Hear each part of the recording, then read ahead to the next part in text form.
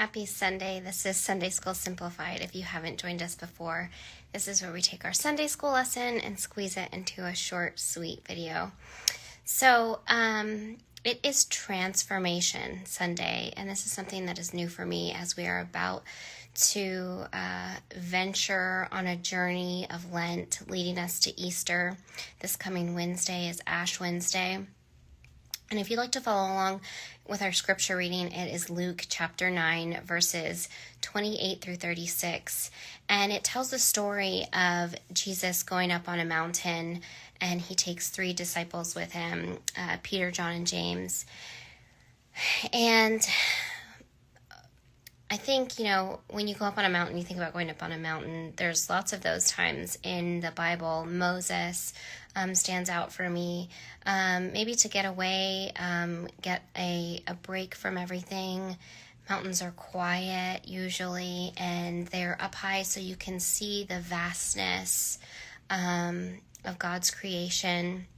So he takes his 3 disciples, and they're tired from going up on the mountain, and Moses and Elijah appear to them, and we know they're not there in the actual flesh because they came long before the time of Jesus. Moses is represents God's law. He wrote the 10 Commandments, and Elijah was a prophet. And as Jesus is talking to them, a bright light shines on Jesus's face, and his clothes are glowing white, and the disciples are just like, whoa, what is going on? And they are seeing Jesus in all of God's glory, divine.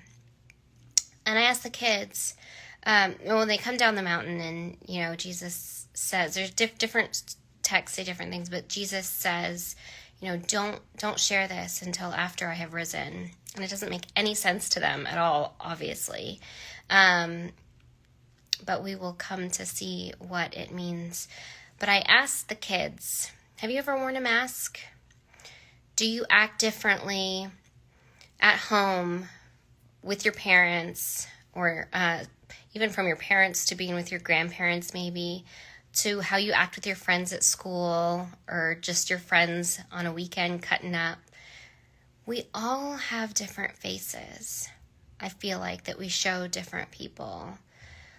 But when you have a best friend, and Jesus' disciples were his best friends, and you finally feel comfortable enough to reveal your true self where you can relax and be goofy or silly, what a relief that is. But then it also shows your friends kind of like, hey, I trust you.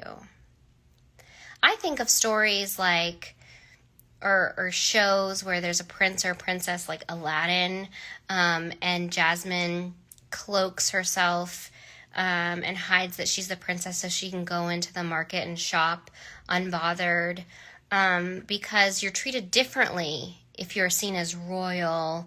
And a lot of times, you're born into that. You didn't ask for that. You didn't choose it. And so you might just want to be treated regular. I kind of think that Jesus revealed himself to these disciples, and not everyone, because yes, he's doing these miracles, but what is the point of Jesus? God in the flesh, God's love. If he walked around with his face shining and his clothes glowing every day, it would be a spectacle. That's what people would come to see, and it would overshadow these miracles, however small or great, that he was performing every day. It would overshadow the love, because let's face it, most acts of kindness go unnoticed. These big grandiose shows are, what go viral. So he kept it for a very special moment, because he knew his time was coming to an end and drawing near on earth.